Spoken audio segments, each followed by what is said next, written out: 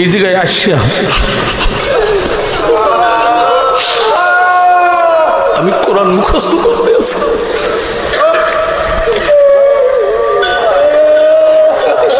তুমি এত কষ্ট করিয়ে পড়ো কেন? পথিক জানো, আমি যখন বাড়িতে যাই আমার মায় না খাইয়া ওই খানা আমার জন্য রাখিয়া আমারে খাওয়াইয়ে দেয় আর কান দেয় আর কয়, আল্লাহ আমার ছেলেটারে কোরআনে হাফেজ বানাইও। মার চোখের পানি দেখা আমি সহ্য করতে পারি না। সুলতান মাহমুদ গজনবী রহমতুল্লাহর নাম শুনছেন কি? শুনছেন না? গজনির বাদশাহ ছিলেন। 17 বার, যারা শিক্ষিত মানুষ আছেন জানেন, 17 বার ভারতবর্ষ আক্রমণ করে বিজয় লাভ করছেন। উনি অলিয়াল্লাহ বাদশাহ ছিলেন, সামান্য বাদশাহ না, অলিয়াল্লাহ বাদশাহ। ওনার অভ্যাস ছিল রাত্রিবেলা সবাই যখন ঘুমাইয়ে যেত একা ঘোড়ায় সওয়ার হইয়া অজপাড়াগায় চলে যেতেন কে কোন অবস্থায় আছে এইটা দেখার জন্য। আমাগো রাষ্ট্রপ্রধানেরা যাইতো আমার খোঁজখবর নিতে, উনি যাইতেন। একদিন বের হইছেন, খুব গভীর রাত, সবাই ঘুমে, একটা মাদ্রাসার সামনে দিয়ে যায়। দেখে মাদ্রাসার অনেক রাত ছাত্ররা ঘুমিয়ে গেছে, দরজা বন্ধ, কিন্তু হঠাৎ দেখে রাস্তার অদূরে একটা লাইট পোস্ট, সরকারি ভাল্ব জ্বলে, ওইখানে একটা ছোট্ট ছেলে মাথা লড়ায় আর কি যেন পড়ে। সুবহানাল্লাহ। কৌতূহল জাগলো, এই ছেলের কি ভয় নাই? একা একা করে কি?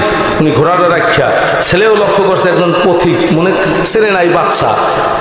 ও ভাইয়া, এখন ছোট্ট ছোট্ট আমাকে ছেলে মেয়েরা আমাকে প্রধানমন্ত্রী শেখ হাসিনার চেনে চেনে কেমনে চেনে?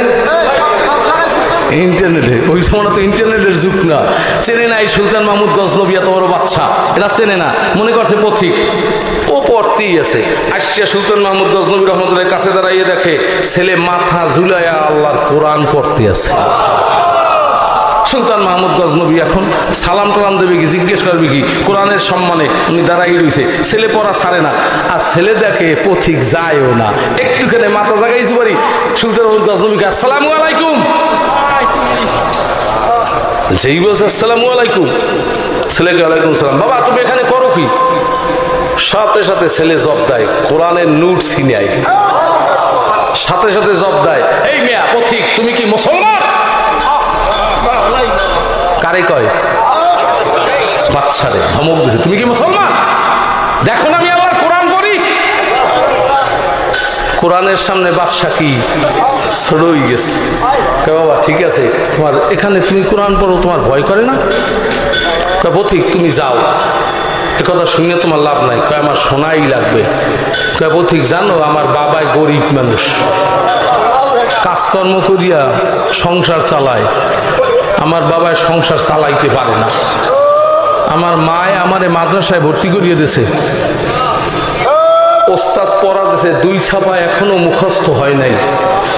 লাইট বন্ধ হয়ে গেছে, আমার কেরাসিন কেনার ক্ষমতা নাই, আমি কি করবো? এই জায়গায় আসিয়া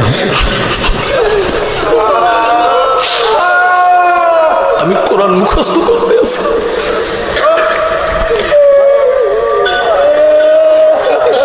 তুমি এত কষ্ট করিয়ে পড়ো কেন? পথিক জানো, আমি যখন বাড়িতে যাই আমার মায় না খাইয়া ওই খানা আমার জন্য রাখিয়া আমারে খাওয়াইয়ে দেয় আর কান দেয় আর কয়, আল্লাহ আমার ছেলেটারে কোরআনে হাফেজ বানাইও।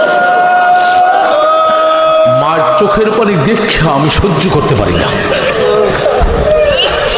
সুলতান মাহমুদ গজনবী বলে, এই ছেলে আমি কোরআন পড়ুন গো ভালোবাসি, তুই বাড়ি যা, আগামীকাল সুলতান মাহমুদ গজনবীর দরবারে যাবি, তোর যত টাকা লাগে ব্যবস্থা হবে।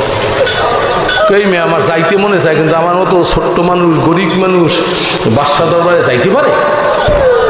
তুমি যাওয়া, কেউ বাধা দেবে না, আমি ওখানে থাকবো, যাবো। কথা করছো? হ্যাঁ। পরের দিন লেখাপড়া শেষ, বাড়ি যাইবে চিন্তা অদা করছিলাম, যাই দেখ পুলিশ যারা রয়েছে কিছু বলে না। সুবহানাল্লাহ। সামনে আগাইতেছে, দেখে মসনদের দিকে তাকাইয়া রাতের পথিক বসা, কেউ কাঁপা শুরু করছে। সুলতান মাহমুদ গজনবী রহমতুল্লাহ বসার থেকে দাঁড়ায় গেছে, এই ছেলে কাবু কেন, এদিকে আসো, বাদশাহ আমারে মাফ করে দেন, রাত্রে আপনারে ঠিক পাই নাই। তোমার কোনো চিন্তা নাই?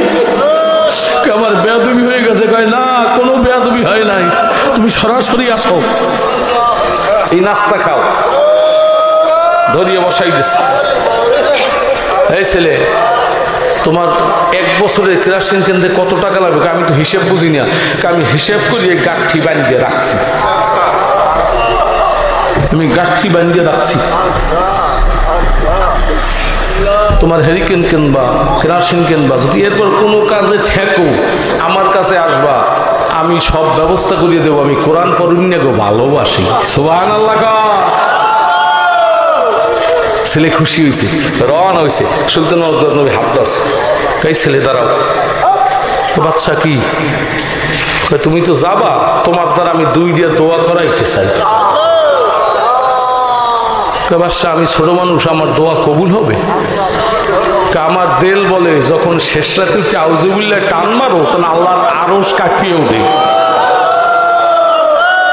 আমার দিল বলে তোমার দোয়া কবুল হবে। তোমার সামনে যদি বলেন বলবো, আমি কবুল হবে কিনা আমি তো জানি না, কি দোয়া করাইতে চান? তুমি যখন শেষ রাত্রে কোরআন পড়তো, এখন তো আর চিনতে নাই, কেরাসিনের ব্যবস্থা হয়েছে, হেরিকিনের ব্যবস্থা, হেরিকিনের যুগ তখন হেরিকিনের ব্যবস্থা হয়েছে।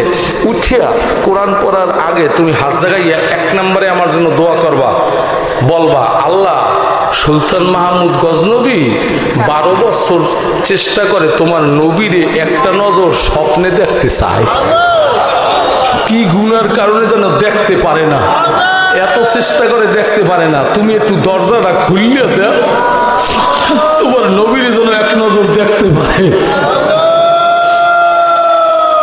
বাচ্চা আমার কথা শুনবে, আমার দিল কয় তোমার কথা আল্লাহ শুনবে।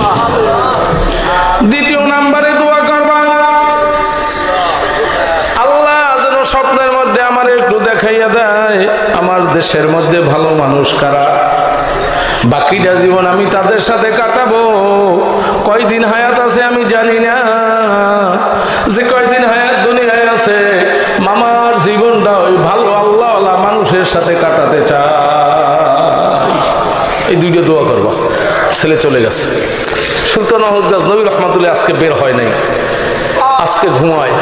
আর ছেলে আর মনে আনন্দে কেরাসিন নূতন হেরিকেন কিনছে, কেরাসিন পাইছে, বাস জ্বালাইয়া ও পড়বে, আল্লাহর কোরআন খুলছে, মনে বুঝে গেছে বাচ্চার কথা। হাতটা জাগাইয়া বলে আল্লাহ সুলতান মাহমুদ গজনবী হেরিকেনের ব্যবস্থা করছে, কেরাসিনের ব্যবস্থা করছে, আল্লাহ গো 12 বছর চেষ্টা করে তোমার নবীর এক নজর দেখবে, স্বপ্নে দেখতে পায় না, তুমি কি একটু দরজাটা খুইলা দিতে পারো না? দরজাটা খুলে দাও, তোমার নবীর যেন এক নজর দেখতে পারে। 2 নম্বরে বলে আল্লাহ সে চায় জানতে এই দেশে ভালো মানুষ কারা, বাকিটা জীবন তাদের সাথে কাটাবে, তুমি একটু ভালো মানুষের সাথে তার পরিচয় ঘটাইয়া দাও। দোয়া করিয়া ও কোরআন পড়া শুরু করছে। এদিকে সুলতান মাহমুদ গজনবী রহমাতুল্লাহ আলাইহি রাজ দরবারে আল্লাহু আকবার বাসভবনে ঘুমাচ্ছে। হঠাৎ করিয়া স্বপ্নে দেখে তার রুমটা নূরে আলোকিত। স্বপ্নের মধ্যে দেখে নুরানি চেহারার এক মানুষ মাথার কাছে এসে নাম ধরে ডাকতেছে, সুলতান মাহমুদ গজনবী আমারে কি চেনো? আমি আর কেউ নাই, আমি আখিরি নবী।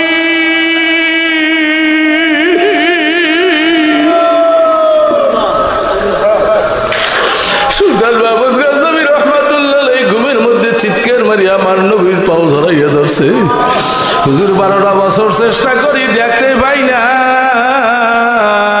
আজকে কেন দেখলাম? সুলতান মাহমুদ গজনবী বলে গত রাত্রে যেই কোরআনের জন্য আমি রসুল দান শহীদ করলাম, লোহার হেলমেট মাথায় ঢুকিয়ে গেল, ওই কোরআন বরুণের সাহায্য করছো, ও দোয়া করছে, ওর দোয়া আরশে আজিমে চলিয়ে গেছে, ওর দোয়া কবুল হয়ে গেছে।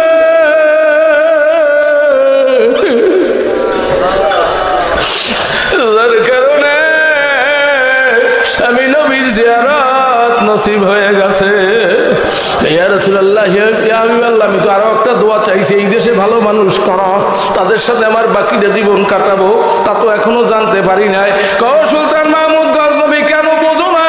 12 বছর চেষ্টা করিয়া যেই জিনিস অর্জন করতে পারো নাই, যার একটা দোয়ায় এক রাত্রের মধ্যে দোয়া কবুল হইয়া গেল, এর চাইতে ভালো মানুষ জমিনে আর হইতে পারে নাকি?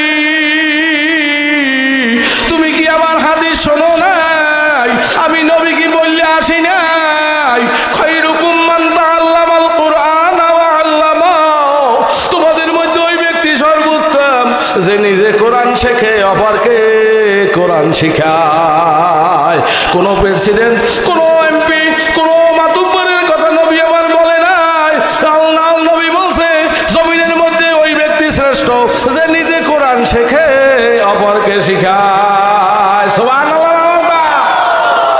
আমি জানতে চাই এখানে যে যে এলাকা থেকে আসছেন, আপনি সিদ্ধান্ত নিতে পারেন কিনা যে আমার মৌত পর্যন্ত আমার সম্পর্ক থাকবে মসজিদের সাথে, মাদ্রাসার সাথে, কোরআনের সাথে। এই নিয়ে কারা কারা করতে পারে? কি সবাই করতে পারেন? হাত জায়গায়। যদি কোরআনের সাথে সম্পর্ক রাখেন তাহলে আপনার সম্মান বাড়বে না কমবে? আমি যে একটা সালিশি আপনাদের কাছে জানতে চাই, কোরআন শরীফ বান্ধে যে জুজদান, এটার নাম কি? কোরআন শরীফ যেটা বান্ধে, আপনার দেশে কি বলে? জুজদান, গিলাপ, এক একজন এক এক এলাকায় এক এক কথা বলে। আচ্ছা, এইটা তো কাপড়ের। কোরআন এইটা যদি হাতে গোনে পড়িয়া যায়, আমার প্রধানমন্ত্রী শেখ হাসিনার পায়ের উপরে পড়ছে মনে করেন, সে কি এই জুজদানটা উঠাইয়া চুমা দেবে? কথা কয় না? কেন দেবে? জুজদানটা মেলছে কির সাথে? কোরআনের সাথে মেলছে। জুজদানের ইজ্জত বেড়ে গেছে। প্রধানমন্ত্রী না, তামাম পৃথিবীর মুসলমান যে যত বড় বাদশা হোক, যদি এরকম পড়ে সে তার সম্মান করবে, যেহেতু এটা কোরআনের সাথে মেলছে, এর ইজ্জত বেড়ে গেছে। আপনার সম্পর্ক যদি কোরআনের সাথে থাকে, আপনার ইজ্জত বাড়বে কি কমবে? যদি ইজ্জত বাড়াতে চান, তা আমি ছোট্ট একটা আবদার রেখে আমি মোনাজাত দেব। আমি জানতে চাই এই মাদ্রাসাটা এরা আল্লাহ 3 জন হাফেজ ভাই দিছে এবং আরো আল্লাহর ফজলে বের হবে, বাইর হওয়ার পর্যায়ে আছে, এরা এই মাদ্রাসাটা ছাদ দিতে চায়, অনেক টাকার প্রয়োজন। আপনারা কি আল্লাহু আকবার দিলের থেকে তৌফিক অনুযায়ী, আমি কোনো চামাচা আমি অজের মধ্যেও টান দিতে পারতাম, তা কিন্তু আজ পর্যন্ত কোথাও দেয়নি। সহজে আমি যাই না যে কিছু সময় শুনুক, এরপরে যদি মনে চায়, দিলে চায়, চান্দারস যদি আগে বলে আমি তো হেনে যাই না, কারণ আমি চান্দারস বুঝিও না, পারিও না, করতেও মনে চায় না। এরপর মাদ্রাসা মসজিদ দেখলে একটা হক মনে করিয়া এটা